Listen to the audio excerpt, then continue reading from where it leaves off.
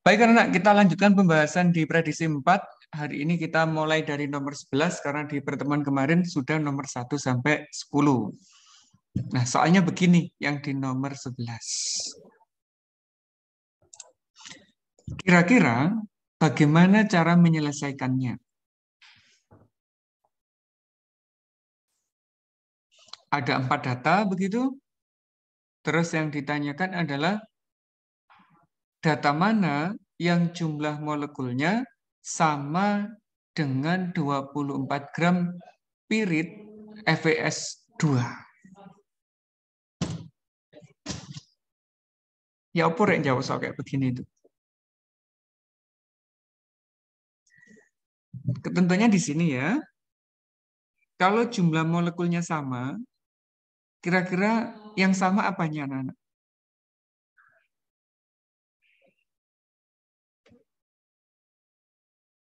Apanya yang sama kira-kira?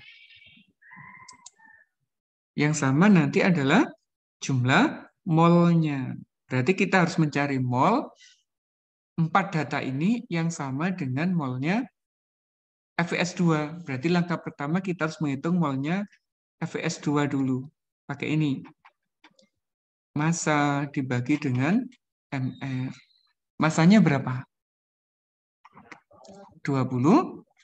Lah MR-nya berapa, anak? Kita hitung ya. Fe itu 56 ditambah dengan S itu 2 kali 32. Berarti 56 ditambah 64. Ketemu berapa MR-nya? 120. Berapa mol, anak-anak, berarti kalau begitu?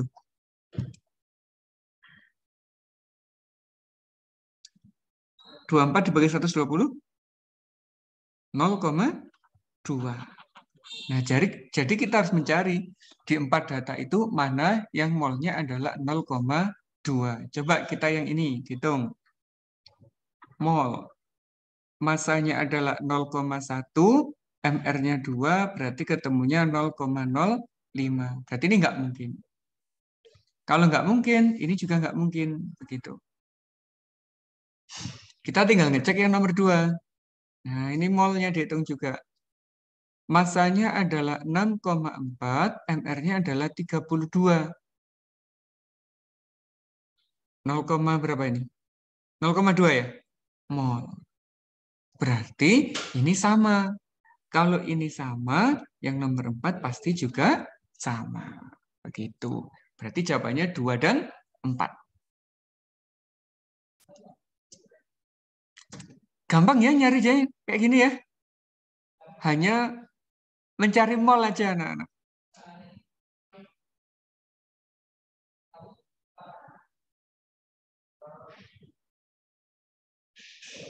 Beres ya? Tak lepas ya, nomor 11. Asalkan bisa mencari mol, ya bisa jawab soal ini. Oke, lanjut nomor 12, anak-anak. Apa nomor 12?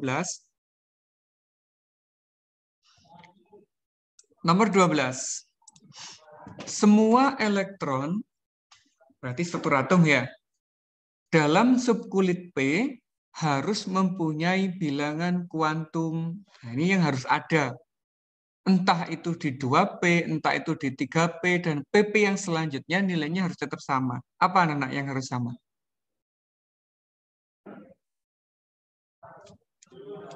Kita ngambil contoh ini ya. Misalkan 2P2, N-nya kan 2. L-nya 1. M-nya kita buat ini. Ini kita ngambil contoh dulu ya. 0 min 1 plus 1, isinya 2. 1, 2. Berarti di sini 0. Spinnya adalah plus setengah. Nah, seandainya sekarang ada 3P3, anak-anak. N-nya jadi 3, L-nya tetap 1. Lah, M-nya ini berubah lagi. Nah, tergantung jumlah elektronnya. 1, 2, 3. Di sini adalah plus 1 dengan spin adalah positif setengah. Nilai N bisa beda-beda, tergantung dia di kulit mana. Nilai M juga beda-beda, tergantung banyaknya elektron yang ada di P. S juga beda-beda, tergantung dia menghadap ke atas atau ke bawah. Yang selalu sama itu adalah nilai L, anak-anak. Tidak hanya di subkulit P, di subkulit berapapun, subkulit apapun, nilai L itu selalu tetap. Yaitu L-nya nilainya adalah 1. Untuk subkulit S, L-nya adalah 0. Kalau P, L-nya adalah 1. Kalau D, L-nya adalah 2. Kalau F, L-nya adalah 3. Ini yang selalu tetap. Paham ya? Ini sudah sempat kita bahas lama dulu waktu di struktur atomnya. Beres, nomor 12. Sekarang nomor 13. Ayah saya tuh seneng bahas yang kayak gini loh, anak. Jadi ada tantangan. Kalau nomor 12 tadi terlalu sederhana ya. Sebanyak 5,4 gram aluminium direaksikan dengan 20 mili HCl3M, maka volume gas hidrogen yang terbentuk dalam keadaan standar adalah, standar itu berarti dalam kondisi STP. Ini stoikiometri. Jadi langkah pertama kita harus menghitung mol masing-masing zat dulu. Molnya Al. Masanya 5,4, AR-nya 27, maka ketemu 0,2 mol. Mol HCl-nya, anak-anak, hati-hati kalau kita gunakan yang larutan. Pakai ini, molaritas dikali volume dalam satuan liter. Ininya 3, ini jadi 0,02. Berarti ketemunya 0,06 mol. Nah, begitu.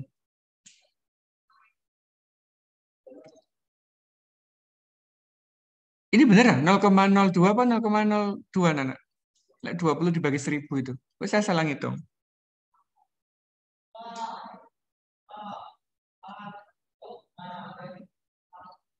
CC 20 dibagi 1000. Iya benar 0,02. Nah, kalau sudah, kita buat persamaan reaksinya. Al ditambah HCl itu akan membentuk aluminium klorida dan gas hidrogen. Kalau disetarakan, ini koefisiennya 2, di sini 2, di sini 6, di sini adalah 3. Itu koefisiennya ya. Terus masukkan ini, mula-mula, reaksi, sisa. Karena molnya diketahui dua-duanya. Mau tidak mau harus pakai stoikiometri. Di sini adalah 0,2, di sini 0,06. Yang bereaksi berapa, anak-anak?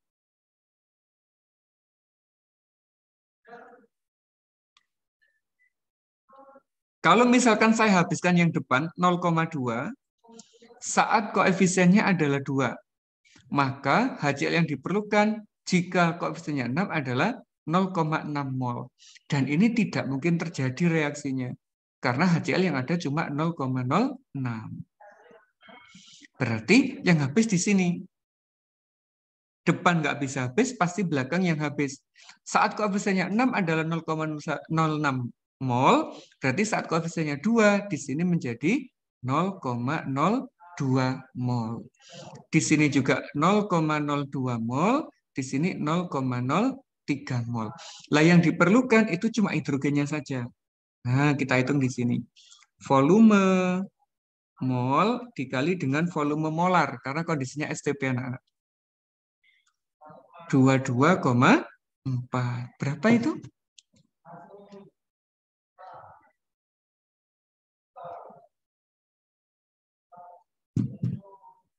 Ketemunya 0,672 liter. Berarti jawabannya adalah yang A. Hati-hati yang ini ya, ada jebakan. Bukan 72 tapi 27. Nah, ini jebakan di kunci jawabannya. Jadi untuk nomor 13, jawabannya adalah yang A. Ada pertanyaan terkait dengan stoikiometri? Ini soal standar sekali untuk stoikiometrinya, belum pengembangan yang ekstrim.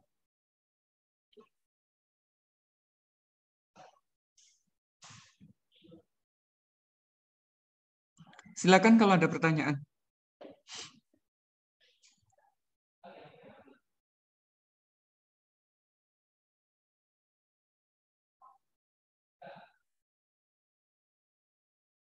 Nggak ada? Nggak ada berarti paham ya? Bagaimana cara menentukan yang bereaksi, bagaimana menentukan yang sisa, mana yang diperlukan.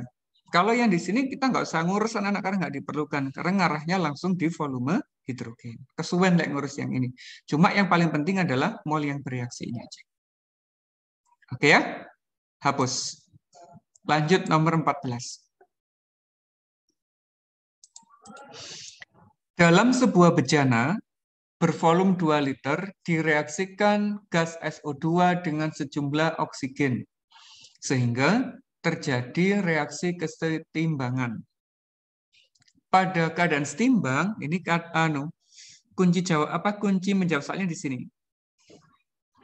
Dihasilkan 2 mol gas SO2, 16 gram gas oksigen, dan 1 mol gas SO3. Pertanyaannya adalah, berapa nilai tetapan kesetimbangan? Wah, ini soalnya kompleks ini. Anak-anak dituntut paham bagaimana cara menuliskan persamaan reaksinya.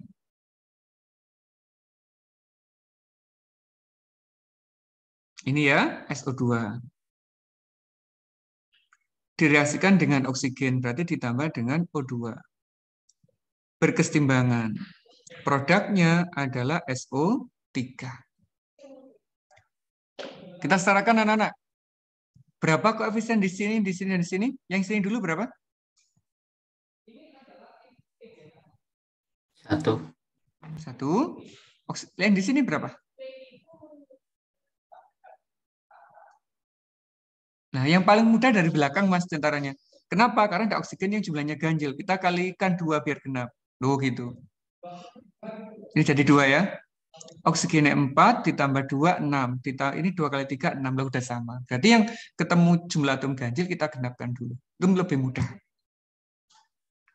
Terus, rumus K, tetapan kesetimbangan, itu kan konsentrasi produk, dipangkatkan koefisien, dibagi dengan reaktan, juga dipangkatkan dengan koefisien anak-anak. Ini mudah, SO3-nya sudah dalam bentuk mol, masukkan aja. Setengah pangkat 2. Kenapa kok setengah? Karena di sini volumenya ada 2. Molnya 1, berarti 1 dibagi 2.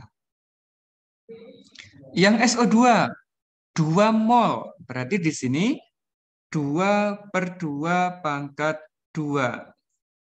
Yang oksigen anak-anak 16 gram. Berarti harus menghitung dulu ini. Molnya oksigen, masanya 16, mR-nya adalah 32, maka di sini setengah. Nah, begitu. Berarti di sini ketemunya adalah 0,5/2.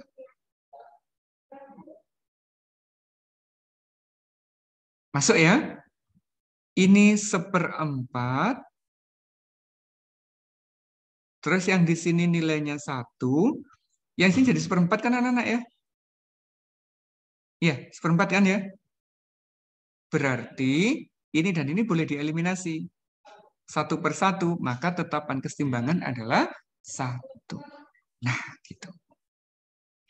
Ini hanya keterampilan bagaimana menghubungkan suatu soal cerita menjadi konsep kimia.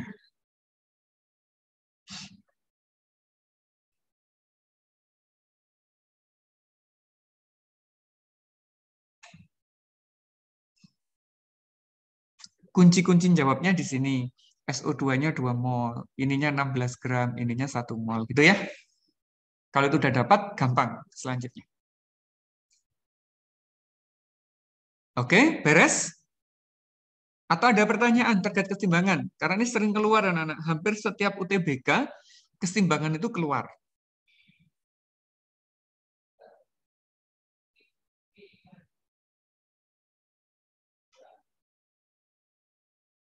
Enggak ya?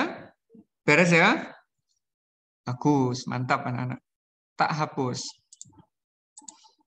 15. Jika 3 liter gas oksigen direaksikan dengan gas propena pada suhu dan tekanan tertentu akan dihasilkan 5 liter gas karbon dioksida. Pada suhu dan tekanan yang sama, perbandingan volume gas yang terlibat dalam reaksi sama dengan perbandingan koefisien.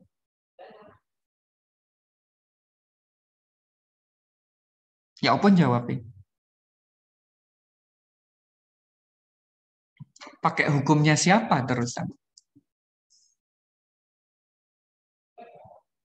Nah, itu yang harus kita perhatikan dengan baik, anak. Nah, di sini ternyata ada gas propena. Propena itu golongan apa? Hidrokarbon kan ada 3 ya. Ada alkana, ada alkena, ada alkuna. Rumus umumnya CnH2n plus 2, ini CnH2n, yang ini CnH2n min 2. Karena ada kata ena, berarti dia masuk golongan alkena. Golongan ini anak-anak. C-nya 3 dari kata propena itu ya. Berarti C-nya 3, hidrogennya 2 kali N-nya. 3 kali 2 sebanyak 6. C3H6. Kemudian ini direaksikan dengan oksigen katanya. Untuk membentuk CO2 dan H2O. Kita setarakan. Ini 3.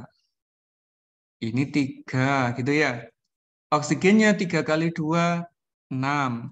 3 kali 1, 3. Berarti total oksigen di sebelah kanan ada 9. Nah, di sini masih 2. Agar sama, berarti koefisiennya adalah 4,5. Biasanya anak-anak, koefisien nggak boleh pecahan. Harus kita buat jadi genap. Agar nggak pecahan, ini kita kali 2. Menjadi 2C3H6 ditambah 9O2 membentuk 6CO2 dan 6H2O. Terus di soal itu, yang dibakar ini memerlukan 3 liter oksigennya. Apakah benar CO2-nya itu menghasilkan 5 liter? Ini cukup pakai perbandingan koefisien anak-anak. Kalau koefisiennya 9, itu ternyata memerlukan 3 liter. Berarti kalau 6 itu berapa volumenya? Apa sampai 5? Caranya gini, koefisiennya dia 6. Yang diketahui 9. Dikali volume diketahui 3. Berarti sama dengan 18/9 atau sama dengan 2 liter. Bukan 5 liter. Salah yang ini, anak.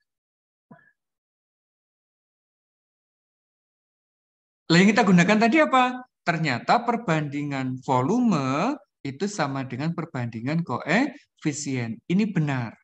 Karena menggunakan hukumnya Gay-Lussac yang di kelas 10 dulu. Perbandingan volume sama dengan perbandingan koefisien. Yang atas salah, yang bawah benar, berarti kunci jawabannya adalah yang D. Begitu.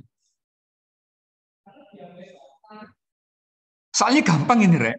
Cuma apa? Tidak dikasih persamaan reaksi, gitu aja loh. Lah seandainya dikasih persamaan reaksi, yuk kita nggak usah mikir jauh kan gitu, langsung dia ketemu gitu. Cuma ini harus kita membuat persamaan reaksinya dulu. Oke, ada yang ditanyakan untuk nomor 15? Cara nentuin reaksinya gimana, Mister? Dicek senyawanya, Mas. Di sini kan ada propena direaksikan dengan oksigen. Berarti kita harus tahu dulu propena itu rumus kimianya gimana. Propena termasuk golongan hidrokarbon. Kalau dia ketemu dengan oksigen, berarti tipe reaksi pembakaran. Hidrokarbon dibakar, produknya adalah CO2 dan H2O. Begitu, Mas. Itu pemahaman konsep yang di kelas 11 dulu. Jadi, soal ini sebenarnya gampang. Namun jadi kompleks karena nggak dikasih persamaan reaksi, itu aja, Mas. Jadi anak-anak harus bisa membuat persamaan reaksi. Gitu Mas Fahri ya?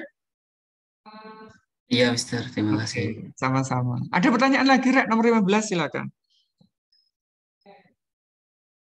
Tidak? Alhamdulillah. Kita bahasnya agak lama ya, karena ada konsep dan sebagainya. Tapi kalau sudah ngerjakan sendiri, selalu cepat. Selalu kayak gini. 16.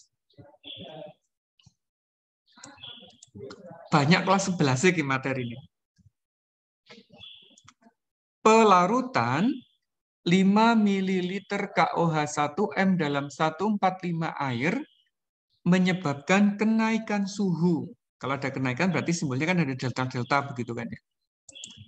Jika kalor jenis, berapa perubahan entalpi KOH per molnya? Anak-anak diminta. Gimana jawabnya? Pakai konsep yang apa ini? Sakjane, nomor 16 ini bagian dari fisika, anak-anak. Kimianya itu cuma ke sini loh, untuk menentukan per molnya itu aja loh. Kalau menghitung dasarnya itu dari fisika. Pakai yang mana yuk? Pakai yang prinsip kalorimeter. Yang ini loh, Rek. Q sama dengan M, C, delta T. Masih ingat ya? Q itu kalor reaksi. M itu massa. Lah terang massanya yang mana gitu. Kan nggak ono massa plus datanya di situ. Lah massanya itu bisa kita anggap penjumlahan dari volume ini dan volume ini. Dianggap juga massa jenisnya 1. Produknya jumlahnya berarti 5 ditambah 145 gram begitu anak-anak untuk massanya. C-nya ini 4,2. Perubahan suhunya ini 4. Berarti kalau dihitung 150 dikali 4,2 dikali dengan 4. Ketemu berapa ini?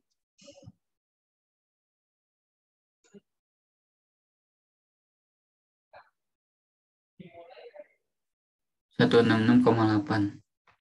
Hah? 166,8. Kak 2000-an ya, Mas? Kok hasilku 2000-an ya? 2005. Oh, bentar, Mister. 2000 berapa, Mak? Yang keras, Mak? 2000 520. 520. Apa satuannya? Joule. Karena kita gunakan C-nya dalam satuan Joule ini ya. Berapa kilojoule berarti? 2,52 kilojoule. Itu secara fisikanya. Lah sekarang anak-anak yang diminta bukan kalornya, tetapi adalah entalpinya. Gimana hubungan kalor dan entalpi? Ternyata hubungannya begini. Delta H itu sama dengan plus minus dari Q per mol zat yang dilarutkan. Nah, begitu. Q-nya ada kan ya? Yang belum ada apa? Tinggal molnya ini aja. Terus molnya siapa yang digunakan? Karena ini adalah pelarutan KOH, berarti yang digunakan adalah molnya KOH. Kita hitung dulu mol KOH. Pakai yang ini, M dikali V dalam satuan liter. Ininya 1, 0,005. Jadikan liter kan ya? Nah, maka hasilnya adalah 0,005 mol. Nah, sekarang angkanya wis ono kabeh rek. Q-nya wis ono, molnya ya ono. Cuma tanda yang digunakan plus apa min?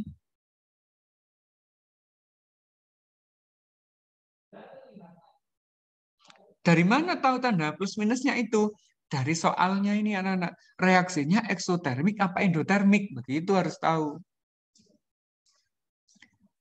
Kan ada kata-kata kenaikan suhu. Berarti suhu lingkungannya itu naik. Kalau suhu lingkungannya naik, reaksinya ekso apa endo? Endo. Kalau endo, suhu lingkungannya diserap, Mbak. Turun suhunya. Kalau suhu airnya itu naik, berarti ada kalor yang dilepas ke air.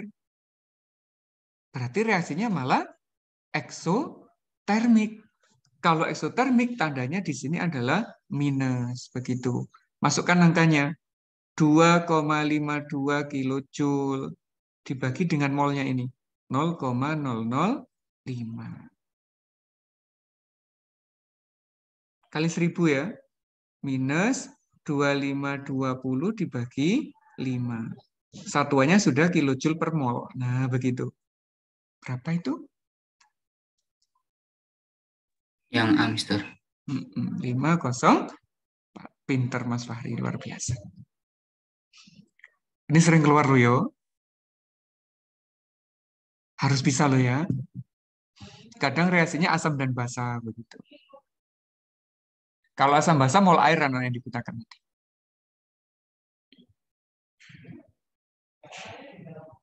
Paham? Oke, alhamdulillah paham ya untuk kalorimeter.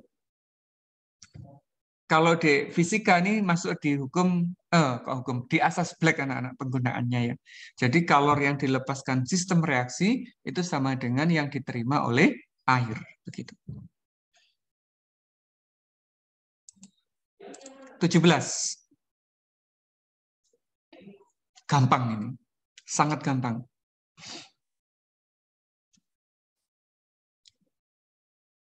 Cuma apa sih? Iki lo termasuk apa begitu ya?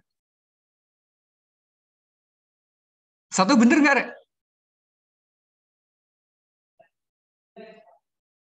Termasuk entalpi pembakaran nggak di sini? Iya, Mister. Iya, kenapa kok pembakaran, Mas? Ada oksigennya. Ada oksigen di sebelah kiri. Luar biasa, Mas Fahri. Berarti ini benar. Benar ya? Yang dua benar apa enggak sekarang?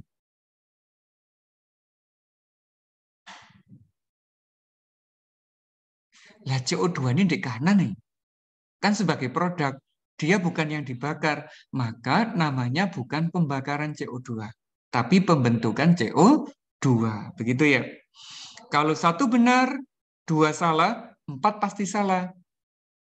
C itu unsur anak-anak, nggak mungkin diuraikan begitu ya. Yang bisa diuraikan itu mungkin adalah senyawa. Misalkan CO2 jadi C ditambah O2 itu baru penguraian. Maka 1 dan 3. Apa ya 1, 3 itu? B ya? Nah, ini yang B.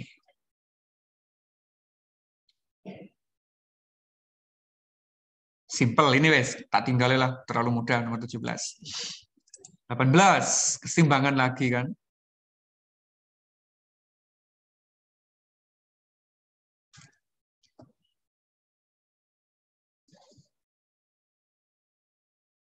Coba anak-anak, yang ini hati-hati karena keseimbangannya heterogen. Ada yang berfase solid. Yang berfase solid itu nanti ditetapkan keseimbangannya diabaikan. Tidak perlu kita hitung ya, karena konsentrasinya selalu tetap. SiO2, 4HF, ini yang gas yang kita pakai. SiF4 ini nggak kita pakai nanti. Ini 2H2O gas. Kita kasih tanda yang dipakai. Baru masukkan di sini. Mula-mulanya ini 3 mol. Ininya 6 mol. Lah yang bereaksi berapa anak-anak? Kalau di sini tak pasang 3, kok 3? Jangan, ada kata-kata ini lagi. Pada keadaan setimbang, loh itu loh saya lupa sama ini. Pada setimbang itu terdapat 1 mol SiF4. Berarti di sini ada 1 mol. Mula-mulanya ini nggak ada. Berarti yang bereaksi berapa di sini anak-anak? 1 ya. Koefisiennya 1, yang bereaksi 1. Berarti kalau 2, yo 2. Kalau 4, yo 4. Kalau 1, yo 1. Kurangi sekarang. 2, 2, 2. Kalau sudah, masukkan K-nya. Tinggal H2O pangkat 2 dibagi dengan HF pangkat 4. Ininya nggak usah dimasukkan ke tetapan keseimbangan. karena wujudnya solid. Mengapa pangkat 2? Koefisiennya 2. Mengapa pangkat 4? Koefisiennya 4. Begitu ya. 2 per volume. Volumenya berapa volumenya? Oh, nggak ada. Kalau volume nggak ada, oh 1 liter anak ini ada. Volumenya 1 liter. Berarti di sini 2 per 1 kuadrat. Yang ini 2 juga ya. Tapi pangkat 4. Begitu. Berarti 2 kuadrat dibagi 2 pangkat 4. Tinggal 1/2 kuadrat atau 1/4. Ini ya, 0,2. Gitu.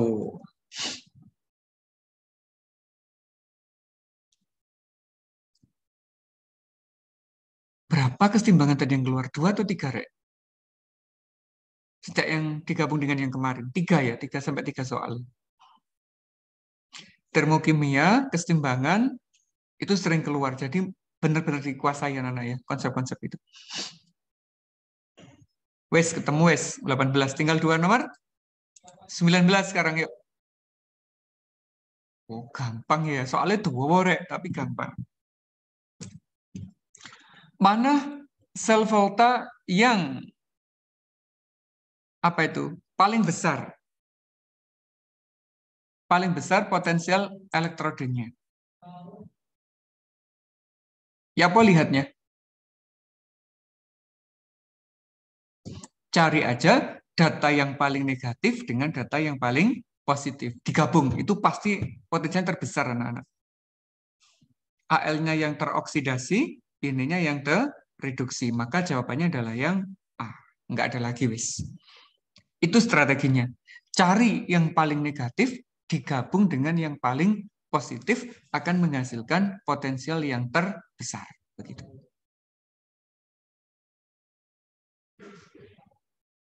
Ngono tak ya tibanya ya. Soalnya dawa rek. Wes, 20. 20 ini rada panjang cara menjawabnya. Karena ada sel elektrolisisnya. Sebanyak 25 mili BaOH2 1M diperlukan untuk menetralisasi hasil elektrolisis LSO4 dengan elektroda PT. Jika di katoda terbentuk 0,525 gram L, maka massa atom relatif itu simbolnya adalah AR. Jadi kita disuruh mencari AR-nya L, anak-anak. Nah, begitu. Gimana jawabnya? Kita buat persamaan elektrolisisnya dulu. L2 plus SO4 2- dengan elektroda PT yang inert. Ini nggak ikut-ikut nanti. Berarti di katodanya L2 plus itu direduksi menjadi L. Anodanya anak-anak, karena inert, nggak ikut. Baru kita lihat anion. Anionnya asam sulfat, sisa asam sulfat, dia nggak bisa dioksidasi. Berarti yang bisa adalah air. Ini 2, 4H+, di sini ditambah dengan 4 elektron. Waduh, nggak cukup ya. Ini dikali 2, ini dikali 1. Hasil akhirnya adalah 2L2+ ditambah 2H2O itu membentuk 2L, 4H+, dan O2. Variabel yang diketahui di sini anak-anak. Nah, ini ya. Apa variabelnya? Punya massa, nilainya 0,525 gram. Iso nggak dicari molnya sekarang? Ternyata masih belum bisa. Masih belum bisa. Nah, bisanya dari mana? Dari sini anak-anak kita dapat mol itu. Karena ada netralisasi. Menggunakan apa di sini? BaOH. Berarti milimolnya H+ itu sama dengan jumlah OH- pada BaOH yang digunakan dikali dengan molaritas dan volumenya. OH-nya ada 2 ya. Ini 2, molaritasnya ini 1, volumenya ini 25. Maka ketemunya adalah 50 milimol. Kalau dijadikan mol, sekian. Nah, begitu anak. Agar kita bisa mencari AR-nya L, harus tahu molnya dulu. Berapa molnya L? Nah, kita hitung sekarang. Koefisiennya adalah 2. Dibanding yang diketahui adalah H plus 4. Dikali molnya ini, 0,05. Adalah 0,025. Lah, rumusnya mol itu apa? Massa dibagi dengan AR. Loh, AR-nya ketemu, wes. Dibagi 0,025. 525 dibagi 25. Nah, berapa itu anak-anak?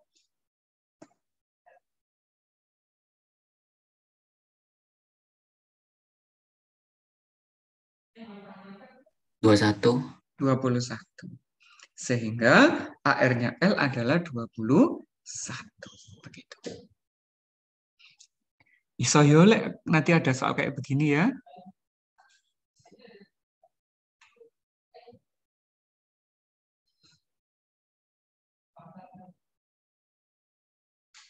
Tapi kalau benar ketemu kayak gini nanti tinggal aja nggak apa-apa pas UTBK ya. Ini karena butuh waktu yang lama untuk menyelesaikannya.